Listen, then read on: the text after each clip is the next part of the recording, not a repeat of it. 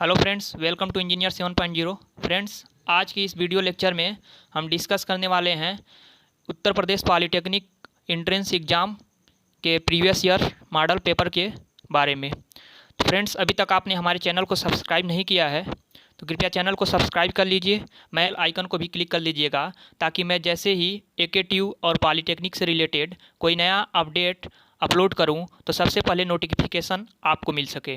Friends, चलिए हम question paper को स्टार्ट करते हैं। पहले हम फिजिक्स की स्टार्ट करेंगे, देन केमिस्ट्री, उसके बाद से मैथ की हम क्वेश्चन के बारे में डिस्कस करने वाले हैं। तो चलिए स्टार्ट करते हैं। तो जैसा कि आप स्क्रीन पर देख पा रहे होंगे कि क्वेश्चन नंबर 1 है, दोनों तरफ है, हिंदी और इंग्लिश। मैं हिंदी में पढ़ता हूँ। तो क्वेश्चन नंबर 1 है, एक ईंट का आकार 20 centimetre into 10 centimetre into 5 centimetre है, का भार 4 kgf है। यह अधिकतम दाब सतह पर डालेगी जब इसको धरातल पर रखा जाएगा। धरातल पर जानते हैं कि प्रेशर तभी ज़्यादा होगा जब हम इसका एरिया कम होगा, ठीक है। तो प्रेशर एरिया कम यानी कि जो 20 मीटर वाली जो साइड है उसको हम ऊपर कर दें तो एरिया मतलब प्रेशर ज़्यादा होगा, ठीक है। तो राइट आंसर ऑप्शन ए, ठीक है। नेक्स्ट क्वेश्चन की हम बात करते हैं। भवन की नींव दीवार की चौड़ी बनाई जाती है, क्यों? जो नींव होती है भवन की, वह चौड़ी इसलिए बनाई जाती है ताकि लोड जो है कम, भवन द्वारा धरातल पर दाब कम हो, ठीक है। जब दाब कम होगा तो भवन धंसेगा नहीं। तो राइट आंसर ऑप्शन ए होगा। नेक्स्ट है, मनुष्य की ध्वनि का आवृत्ति जिसे सुन सकता है। तो मनुष्य की ध्वनि की आवृत्ति जो सुन सकता है उसके लिए क्या होता है कि 20 से 20,000 हर्ट्ज तक होता है। तो राइट आंसर इसके अनुसार क्वेश्चन में होगा ऑप्शन ए, 1000 हर्ट्ज। बाकी जो आंसर हैं, पहला आप देख पा रहे होंगे 1 हर्ट्ज दिया है, दूसरा 2 के यानी कि किलो हर्ट्ज, काफ़ी ज़्यादा हो जाएगा, 20,000 से काफ़ी ज़्यादा हो जाएगा। 5 MHz यानी कि 5 मेगा हर्ट्ज, ये भी काफ़ी ज़्यादा है। तो option B will be right answer 1000 hertz, जो कि 20 से 20,000 हर्ट्ज के बीच है।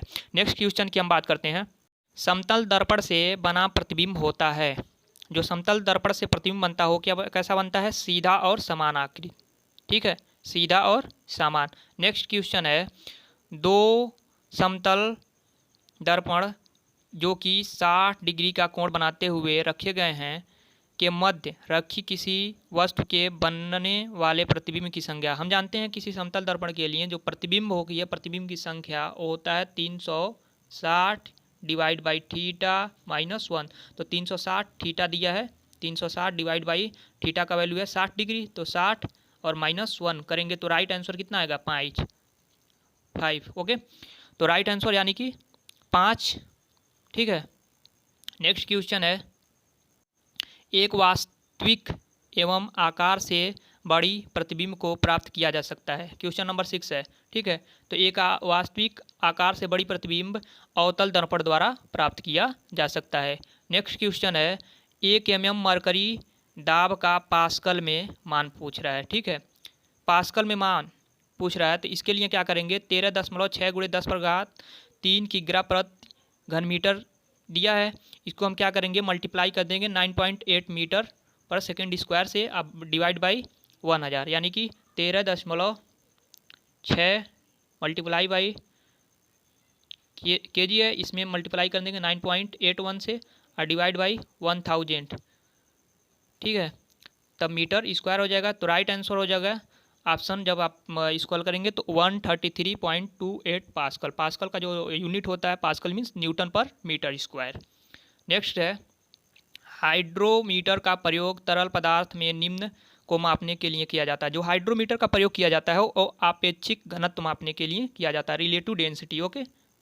नेक्स्ट है, फ़ारेनहाइट थर्मामीटर से मापने पर जल का क्वथनांक, क्योंकि हम जानते हैं जल का क्वथनांक 100 डिग्री सेल्सियस होता है, तो हम 100 डिग्री सेल्सियस को चेंज करना है फ़ारेनहाइट में, ठीक है। तो पैमाना क्या होता है 100 डिग्री सेल्सियस का? क्योंकि हम जानते हैं F-32 ओके बटे 9 = डिग्री सेल्सियस बटे 5, यही होता है। तो डिग्री सेल्सियस के स्थान पर हम 100 रख देंगे और इसको फ़ारेनहाइट का वैल्यू प्राप्त करना है, तो इसको जब सॉल्व करेंगे तो राइट आंसर जो निकल के आएगा वो आएगा option C, 200 12 degree Fahrenheit. Next Q, एक वस्तु ऊर्ध्वाधर ऊपर की तरफ 125 मीटर जाकर वापस प्रक्षेपण के स्थान पर 5 सेकंड के उपरांत आती है, तो वस्तु का औसत वेग, चूँकि वस्तु जो है ऊपर ऊर्ध्वाधर जा रही है 125 मीटर, तो जो औसत वो वेग होता है ऊपर के लिए जब ऊपर जाती है, इस केस में होता है 0। ठीक है। नेक्स्ट क्वेश्चन की बात कर रहे हैं हम।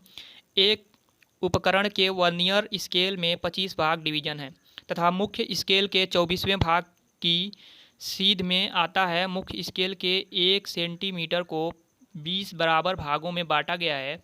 उपकरण का अल्पतमांक क्या होगा? तो इसके लिए हम जानते हैं जो वर्नियर स्केल का फार्मूला होता है लीस्ट काउंट का होता है small reading divide by number of division, और इसके बाद जब हम इसको हल करेंगे उसके बाद से अगेन तो राइट आंसर जो निकल के आएगा वो आएगा 0.002 सेंटीमीटर। नेक्स्ट हम बात करते हैं, ठीक है यही वाला है वर्नियर वाला क्वेश्चन सेम है। ठीक है, इसको जब हम कल हल करेंगे तो आंसर कुछ इसमें से फाइंड आउट नहीं होगा, तो इसमें से राइट आंसर जो आएगा इनमें से कोई नहीं होगा वर्नियर कैलिपर्स के। नेक्स्ट क्वेश्चन की अगर हम बात करें, सेकेंड पेंडुलम की लंबाई उस स्थान पर जहां गुरुत्वीय त्वरण 9.8 मीटर, क्योंकि सेकेंड पेंडुलम की हम जानते हैं ये हमें ज्ञात होना चाहिए कि किसी भी सेकेंड पेंडुलम की जो लेंथ होता है वो 100 सेंटीमीटर होता है। ठीक है, तो 100 सेंटीमीटर हम ऑप्शन में देख रहे हैं 0.49 मीटर, इट मीन्स वो राउंड नियर अबाउट नहीं है 100 सेंटीमीटर के, ये भी नहीं है, ये भी नहीं है, 0.994 है, लेकिन इसके कंपेरिजन में 0.997 जो कि 100 सेंटीमीटर के नियर अबाउट है। तो right answer according to question जो होगा सी होगा। ठीक है। नेक्स्ट क्वेश्चन है, एक रेलगाड़ी प्रथम 30 मिनट में 30 किलोमीटर प्रति घंटा के वेग से तथा फिर 40 मिनट तक 40 किलोमीटर प्रति घंटा के वेग से एक ही दिशा में चलती है, तो रेलगाड़ी का औसत वेग पूछ रहा है। तो सबसे पहले हम निकाल लेंगे 30 मिनट को हम बराबर लिख सकते हैं हाफ घंटा, यानी कि इसका निकाल लेंगे 30 मिनट में चली गई दूरी, तो दूरी बराबर चाल गुणे समय, यानी कि 30 किलोमीटर प्रति घंटा चाल और समय क्या है हाफ घंटा, तो यानी कि 15 मीटर आ जाएगा। ठीक है, 15 किलोमीटर। इसी प्रकार इसका हम निकाल लेंगे, इसका जो डिस्टेंस आएगा 26.67 मीटर आएगा। ठीक है, दोनों डिस्टेंस को हम जोड़ देंगे तो आएगा 40, दोनों डिस्टेंस को जोड़ने पर आएगा 41.67 मीटर या किलोमीटर। ठीक है, इतना डिस्टेंस हो जाएगा। और टाइम कितना है टोटल 40 मिनट ए और 30 मिनट ए, तो 40 और 30 मिनट मिलकर हो जाएगा 70 मिनट। 70 मिनट इट मीन्स 70/60 घंटा। ठीक है, तो इसको हम 70/1 घंटे से डिवाइड कर देंगे, 70/60 यानी कि 60 ऊपर चला जाएगा, ये बदल जाएगा आपका पुनः यानी कि मीटर चाल में। ठीक है, टोटल डिस्टेंस 41.67 और टोटल टाइम 40 मिनट और 30 मिनट 70 मिनट, तो घंटे में चेंज करेंगे तो हो जाएगा आपका 70/, ऊपर 60 चला जाएगा। इसको जब हल करेंगे तो राइट आंसर निकल के आएगा 35 किलोमीटर प्रति घंटा जो है स्पीड हो जाएगा एवरेज। ठीक है, नेक्स्ट क्वेश्चन की अगर हम बात करें वो है, दिए गए विस्थापन समय ग्राफ की सहायता से कथन का सही सही चयन करना है। ठीक है, तो सबसे पहले हम देख रहे हैं डिस्प्लेसमेंट वर्टिकल एक्सिस पर दिया है, हॉरिजॉन्टल एक्सिस पर टाइम दिया हुआ है, T1 टाइम है, T1 में एक कार A1 है और T2 में कार A2 है। क्योंकि जिसका थीटा जो है ज़्यादा है वो, यानी कि T1 टाइम में आप देख पा रहे हैं डिस्प्लेसमेंट कार A1 का ज़्यादा है। ठीक है, डिस्प्लेसमेंट जिसका ज़्यादा होगा, टाइम T1 कम है और डिस्प्लेसमेंट ज़्यादा है, इसके अनुसार इसका स्पीड भी ज़्यादा होगा, तो यानी कि कार A का वेग कार B से अधिक है। Right answer option B. Next question की बात करते हैं, वो है एक समान गति के लिए, हम जानते हैं एक समान गति के लिए डिस्प्लेसमेंट और चाल और समय का जो ग्राफ होता है, इस चारों क्वेश्चन में अगर बात करें हम चाल और समय का ग्राफ, वेलोसिटी अगर मान लीजिए इधर टाइम इधर है, तो एक समान गति के लिए इसका कुछ इस प्रकार से ग्राफ होता है, तो टाइम के पैरेलल है। ठीक है, तो समय चाल ग्राफ में समय अक्ष के समांतर एक सीधी रेखा, तो right answer option C.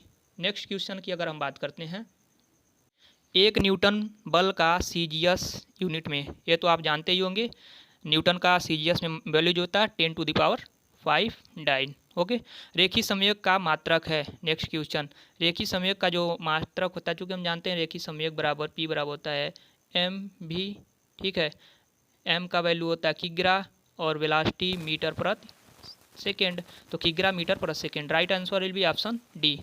Next question की बात करें हम, तो है दोस्तों क्वेश्चन नंबर 19। एक वस्तु जिसका द्रव्यमान 2 किग्रा पर 10 न्यूटन का बल 3 सेकेंड तक लगाया जाता है, वस्तु कितने वेग प्राप्त करेगी यदि प्रारंभ में वह स्थिर रहती है। तो प्रारंभिक वेग इसका मतलब दिया है u इजिकल टू दिया है 0, और लास्ट में वो पूछ रहा है प्रारंभ में वह स्थिर रहती है, तो पूछ रहा है इसका कितना वस्तु वेग प्राप्त, यानी कि v का वैल्यू पे v बराबर u प्लस 80, ठीक है। यहाँ से हम निकाल लेंगे u का 0, प्रारंभिक वेग 0 प्लस a त्वरण निकाल लेंगे फोर्स अपान मास, ठीक है, क्योंकि F बराबर एम हम जानते हो तो F बराबर एम होता है, ठीक है। यहाँ से A का वैल्यू निकाल लेंगे F अपान एम, तो A का वैल्यू यहाँ हम लिख लेंगे F अपान एम, और F का वैल्यू 10 न्यूटन दिया है और मास दिया है 2 किग्रा दिया है, यहाँ पर वैल्यू पुट कर देंगे, और टाइम, ठीक है, टाइम दिया है 3 सेकेंड। जब इसको पुट करके इसको सॉल्व करेंगे तो राइट आंसर जो आएगा वेलोसिटी वो आएगा 15 मीटर पर second. Option A will be right answer. Okay, next question की अगर हम बात करें, एक वस्तु एक समान त्वरण से गति करते हुए 6 सेकंड में 84 मीटर एवं 11 सेकंड में 264 मीटर चलती है। वस्तु का प्रारंभिक गति, क्योंकि त्वरण समान है, ठीक है, तो गति का जो थर्ड इक्वेशन है एस बराबर U T plus half A T से आप इससे सॉल्व करेंगे तो राइट आंसर जो निकल के आएगा वो 2 मीटर पर सेकेंड आएगा। आप इसको सॉल्व कर लीजिएगा, दो इक्वेशन बनेंगे, दोनों में ए का वैल्यू इक्वल होगा, समान होगा, और यहाँ से आप पुट करेंगे वैल्यू, तो जब दो इक्वेशन का जो समीकरण आप हल करते हैं तो वहाँ से यू का वैल्यू निकल जाएगा, ठीक है। Option A will be right. Next question की अगर हम बात करें, दो विपरीत एवं बराबर बल एक गतिमान वस्तु पर लगाए जाते हैं तो वस्तु की गति, ठीक है, दो करा है, दो विपरीत करा, विपरीत एक इधर से कोई बॉडी है, ठीक है, बराबर 5 अगर ये लगा रहा है तो 5 ये भी लगा रहा है, गतिमान है, एक गतिमान वस्तु पर बल लगाया जाता है। जब दोनों बराबर है, दोनों एक दूसरे के अपोजिट है, इसमें क्या कोई डिफरेंस नहीं होगा, कोई चेंजेंस नहीं होगा, तो अप्रभावित रहेगा, right answer option D. Next question, सबसे अधिक जड़ता होता है, क्योंकि हम जानते हैं जड़त्व का जो फार्मूला होता है I बराबर होता है एम आर स्क्वायर। अगर मास ज़्यादा होगा जिसका, उसका जड़त्व आघूर्ण भी ज़्यादा होगा। अगर रेडियस ऑफ जीरेशन ज़्यादा है तो भी मोमेंट ऑफ इनर्शिया ज़्यादा होगा। तो रेडियस ऑफ जीरेशन जिसका मतलब बॉडी का जिसका एरिया ज़्यादा होगा उसका भी रेडियस ऑफ जीरेशन ज़्यादा होगा। मास जो जितना बड़ा होगा उसका मास उतना अधिक होगा। तो आप देख पा रहे होंगे, एक कार दिया है, एक ट्रक दिया है, एक रिक्शा दिया है, एक साइकिल दिया है, तो सबसे ज़्यादा मास किसका है? जाहिर सी बात है ट्रक का है। तो सबसे अधिक जड़ता किसका होगा? एक ट्रक का। Right answer will be option B. Next question is, दिए गए चित्र में एक ब्लॉक एक दृढ़ सपोर्ट से डोरी के सहारे टंगा है। यदि ब्लॉक का भार 15 न्यूटन, ठीक है, तो स्ट्रिंग डोरी में तनाव पूछ रहा है यहाँ, तनाव, ठीक है, टी का वैल्यू। तो आपको टी का वैल्यू पता, जितना इसमें भार है उतना ही तो तनाव होगा। तो भार कितना है? 15 न्यूटन, तो तनाव भी उतना ही होगा, 15 न्यूटन। बस इसका डायरेक्शन बताना है। तो अगर डायरेक्शन इसका भार का नीचे है तो इसका डायरेक्शन अपोजिट साइड में होता है, तो ऊपर हो जाएगा, ठीक है। तो right answer will be option B, 15 newton ऊपर की ओर तनाव, ठीक है। नेक्स्ट क्वेश्चन इज, यदि पृथ्वी का द्रव्यमान 6 × 10⁻24 किग्रा दिया है, त्रिज्या दिया है 6.4 × 10⁻6 मीटर, तो पृथ्वी की सतह से 2000 किलोमीटर ऊपर गुरुत्वीय त्वरण का मान पूछ रहा है। क्योंकि हम जानते हैं G इज इक्वल टू होता है यहाँ पर G is equal to GME, mass of earth upon RE का स्क्वायर, रेडियस ऑफ अर्थ, ठीक है। तो यहाँ कह रहा है रेडियस ऑफ अर्थ है, लेकिन जब कह रहा है पृथ्वी की सतह से 2000 किलोमीटर ऊपर, तो इस रेडियस में हम क्या कर देंगे? 2000 और प्लस कर देंगे। तो यानी कि जो राइट फार्मूला अगर अकॉर्डिंग टू क्वेश्चन बनेगा वो हो जाएगा आपका, हम लिख दे रहे हैं, आप उस पर सॉल्व कर लीजिएगा। तो आएगा G का value capital G into ME mass of earth divide by RE radius of earth plus H जोड़ देंगे 2000 किलोमीटर का स्क्वायर, ठीक है। इसको जब हम इसका वैल्यू पुट करेंगे और इसको सॉल्व करेंगे तो राइट आंसर जो निकल के आएगा वो आएगा ऑप्शन सी 5.7 मीटर पर सेकेंड स्क्वायर। इसको आप यूनिट्स चेंज कर लीजिएगा, किलोमीटर में कहीं दिया है कहीं तो। नेक्स्ट क्वेश्चन इज एक वस्तु को पृथ्वी से चंद्रमा पर ले जाया जाता है। ठीक है, पहले इस क्वेश्चन को काफ़ी इंपॉर्टेंट है और इसमें काफ़ी ज़्यादा बच्चे गलत करने की इसमें संभावना रहती है। आप देखिए पहले इसमें क्या कह रहा है और ध्यान से पहले क्वेश्चन को समझिए। तो एक वस्तु पृथ्वी से चंद्रमा पर ले जाया जाता है। ठीक है, वस्तु को पृथ्वी पर चंद्रमा पर ले जाया जाता है तो पृथ्वी से, तो जिसका द्रव्यमान क्या कह रहा है, द्रव्यमान पृथ्वी पर 10 किग्रा है।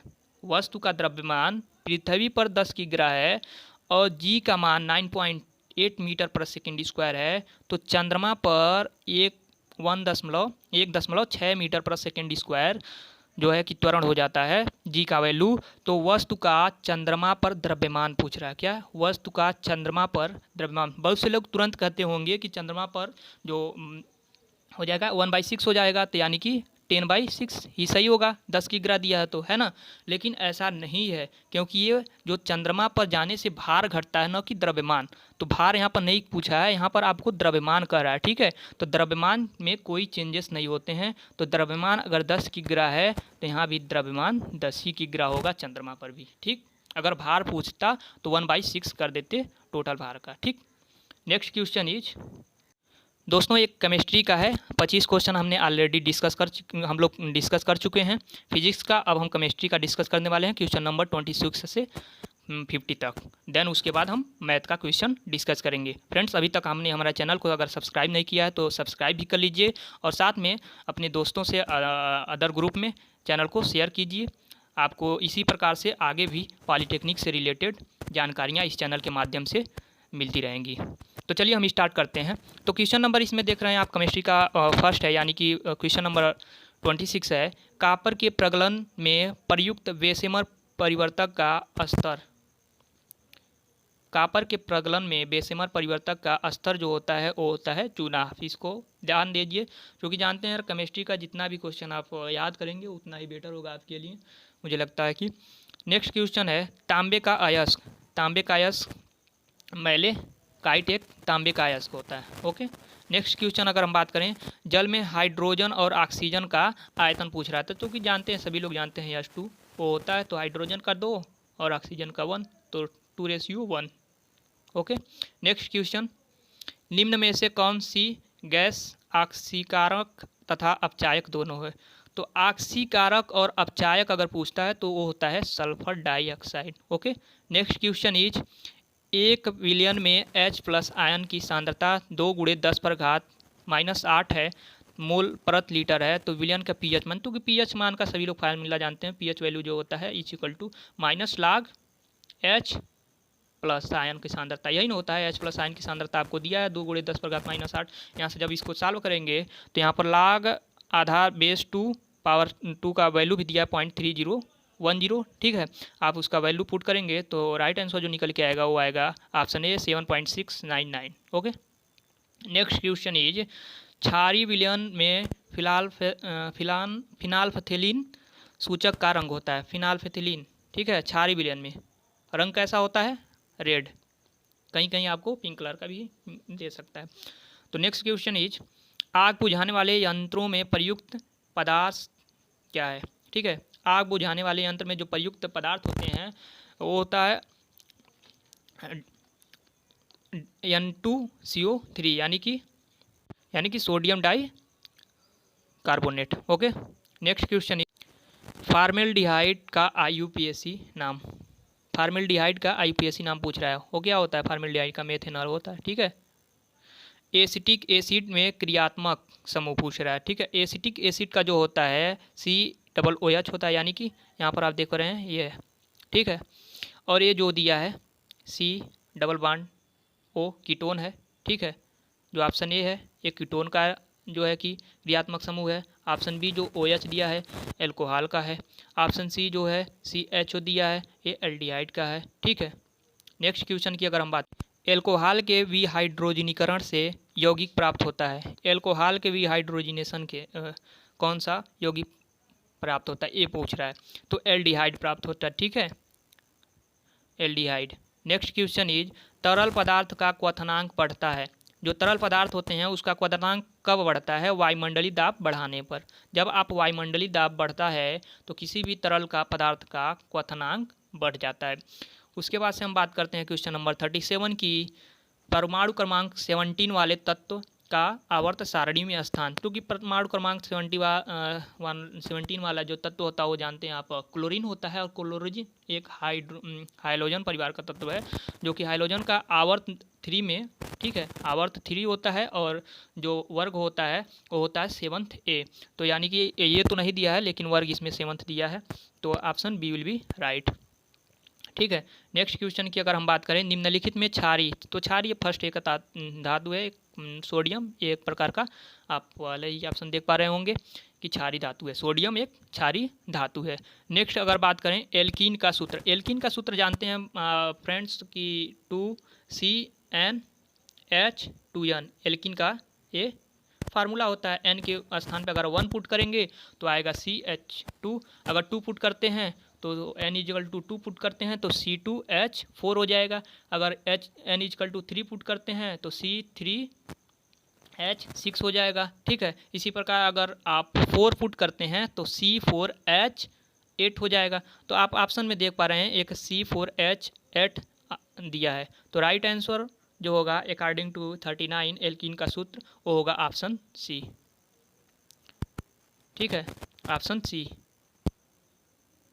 ठीक, नेक्स्ट क्वेश्चन की बात अगर हम करें वो है निम्न में से कौन सा हाइग्रोस्कोपिक पदार्थ नहीं है? तो हाइग्रोस्कोपिक की अगर बात करें तो है शांत सल्फ्यूरिक यानी कि H2SO4। ठीक, एल्युमिनियम कार्बाइड पानी से अभिक्रिया कर गैस उत्सर्जित करता है। नेक्स्ट क्वेश्चन 41, एल्युमिनियम कार्बाइड पानी से अभिक्रिया कर कौन सा गैस उत्सर्जित करता है? तो एल्युमिनियम कार्बाइड को अगर हम H2O से अगर रिएक्शन कराएं तो वो मास गैस निकलता है। ठीक है, मास गैस इट मीन्स मेथेन। अगला क्वेश्चन की अगर बात करें हम हैलोजन की क्रियाशीलता, तो हैलोजन की क्रिया सभी जानते हैं, fluorine, chlorine, bromine, iodine, astatine. Next, ठीक है, तो according to question question number A will be right. ये तो हैलोजन का हो गया, लेकिन अगर किसी कई सारे तत्व अलग अलग समूह से अलग अलग आवर्त से दिए हों तो उसमें जो सबसे ज़्यादा क्रियाशील तत्व होता है, आप याद रखिएगा इस क्रम को, एक ट्रिक है FON, फोन। ठीक है, सबसे ज़्यादा जो होता है फ्लोरीन का, ठीक है, उससे ज़्यादा होता है ऑक्सीजन का, उसके बाद होता है नाइट्रोजन का, और उसके बाद अन्य क्लोरीन वगैरह। ठीक, तो ये याद कीजिएगा, सबसे ज़्यादा फ़ोन यानी कि फ़ोन, ये ट्रिक है। नेक्स्ट क्वेश्चन की अगर हम बात करें वो है क्वेश्चन नंबर 43, एक गैस STP पर है। इस क्वेश्चन को आप ध्यान दीजिएगा, हम लोग इसको सॉल्व करते हैं। एक गैस STP पर स्टैंडर्ड टेम्परेचर प्रेशर पर और उसका दाब बढ़ाकर 2 गुना कर दिया जाता है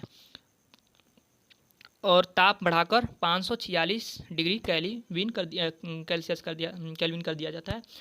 तो करने पर आयतन में परिवर्तन क्या होगा? तो इसके लिए जो फार्मूला होता है हम जानते हैं P1, ठीक है, P1V1/T1, ठीक, P2 V2/T2, ठीक।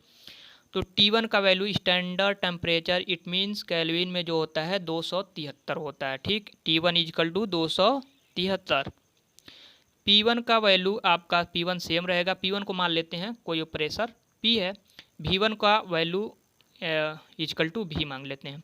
अब अगेन दूसरा जो इस केस कर रहा है कि टेम्परेचर क्या किया जा रहा है, बढ़ाकर 546 कर दिया जा रहा है, 546 किया जा रहा है। ठीक है, हम कलर इसको चेंज कर लेते हैं। ठीक है, तो हम कलर जब चेंज करके लिए हैं तो 546 जो है कि दूसरे केस में टेम्परेचर दिया है। P2 कह रहा है P2 2P1 यानी कि पहले जो प्रेशर था उसका 2 गुना कर लिया जाता है। तो मान लीजिए पहला P1 हमने P1 माना है, पहला प्रेशर P1, तो दूसरा 2P1 के बराबर हो जाएगा। ठीक है, P2 का वैल्यू V2 आपको पता करना है कि किसके बराबर होगा। तो आप देख पा रहे हैं 273 ही है, 273 से 546 कैंसिल करेंगे 2 टाइम्स, ठीक है, और 2 से 2 कैंसिल हो जाएगा। बचा क्या यहाँ पर P1 V1 = यहाँ पर P1 V2। ठीक है, यानी कि हम लिख सकते हैं P1 V1 is equal to P2, P2 यानी कि P2 क्या होता, कैंसिल हो गया तो P1 ही बचेगा, V2, ठीक है। P1 से P1 कैंसिल, यानी कि V1 जो होगा वो V2 के बराबर हो, यानी कि आयतन में कोई परिवर्तन नहीं होगा। तो right answer will be option A. Next question is colloidal विलयन में कण का आकार होता है। कोलाइडल विलयन में जो होता है कण का आकार करापाला -7 से बड़ा, तो -7 से बड़ा तो काफ़ी बड़े कण हो जाएंगे। अगर छोटा कहता तो हम मान सकते थे, लेकिन तो यहाँ पर दिया है ऑप्शन बी 10⁻⁻10 मीटर से 10⁻⁻7 मीटर के बीच। तो right answer will be option B. Next question is 12 gram समतृप्त पोटेशियम क्लोराइड विलयन जो कि 20 डिग्री सेल्सियस तापमान पर है का वाष्पीकरण उसके शुद्ध होने तक करने पर 3 ग्राम ठोस अवशेष प्राप्त होता है। पोटेशियम क्लोराइड की विलेयता पूछ रहा है, तो विलेयता का फार्मूला के अनुसार हम सॉल्व करेंगे। 12 ग्राम दिया है, ठीक है, टेम्परेचर दिया है, सॉलिड 3 ग्राम अवशेष प्राप्त हुआ है, तो हल करेंगे तो 33.3 ग्राम निकल के आंसर आएगा। नेक्स्ट क्वेश्चन इज विरंजक चूर्ण की तनु सल्फ्यूरिक अम्ल से अभिक्रिया कैसे गैस निकलती है, कौन सी गैस, अगर हम विरंजक चूर्ण का H2SO4 से क्रिया कराते हैं। तो चलिए हम देख लेते हैं। विरंजक चूर्ण का जो bleaching powder, it means bleaching powder का जो फार्मूला होता है CaOCl2, यही होता है ब्लीचिंग पाउडर। प्लस क्रिया किससे कराना है, H2SO4 से, ठीक है। जब हम H2SO4 से रिएक्शन कराते हैं तो निकल के जो आता है कैल्शियम सल्फेट CaSO4, ठीक है, प्लस H2O, ठीक, और उसके बाद से जो मिलेगा वो आपको मिलेगा Cl2, ठीक, प्लस Cl2 यानी कि क्लोरीन गैस आपको मिलते हैं। नेक्स्ट क्वेश्चन, न्यूट्रॉनों में होते हैं क्या, न्यूट्रॉन में तो क्या होता है, आवेश भी शून्य होता है, द्रव्यमान भी शुद्ध होता है। Right answer will be option C. Next question is धातु का परमाणु जब आयतन में परिवर्तन होता है तो यह इलेक्ट्रॉन दान करता है और ऑक्सीकरण होता है। जब इलेक्ट्रॉन दान करता है तो क्या होता है, ऑक्सीकरण, ये तो सही है। Right answer will be option A. Next question is रासायनिक अभिक्रिया में निम्न की सहभागिता होती है। जो जब कोई रासायनिक रिएक्शन होता है उसमें सहभागिता किसका होता है, तो कह रहा है पहला इलेक्ट्रॉन, प्रोटॉन, म्यूजोन, न्यूट्रॉन। तो जाहिर सी बात है सभी लोग जानते हैं कि जो सहभागिता होती है इलेक्ट्रॉन की होती है, ठीक है। किसी भी रिएक्शन में अपचयन होता है या ऑक्सीकरण होता है तो इलेक्ट्रॉन का त्यागना या ग्रहण करना, तो इलेक्ट्रॉनिक तो करते हैं, प्रोटॉन तो करते हैं, न्यूट्रॉन को करते नहीं। तो right answer will be option A. Next question ये सबसे शक्तिशाली बंध S बंध होता है, यानी कि right answer will be option 1s SS जो बॉन्ड होता है सबसे शक्तिशाली बॉन्ड होता है, आप इसे याद रखेंगे। इस प्रकार आपका फिजिक्स और केमिस्ट्री का हमने ऑलरेडी डिस्कस हम लोग कर चुके हैं। अब हम डिस्कस करेंगे नेक्स्ट पार्ट में, वो होगा पार्ट 2। इसमें इसलिए हमने क्या किया, मैथ का सेपरेट वीडियो बनाया है जिसका लिंक आपको हमारे डिस्क्रिप्शन बॉक्स में नीचे मिल जाएगा। आप वहाँ से मैथ को देख सकते हैं।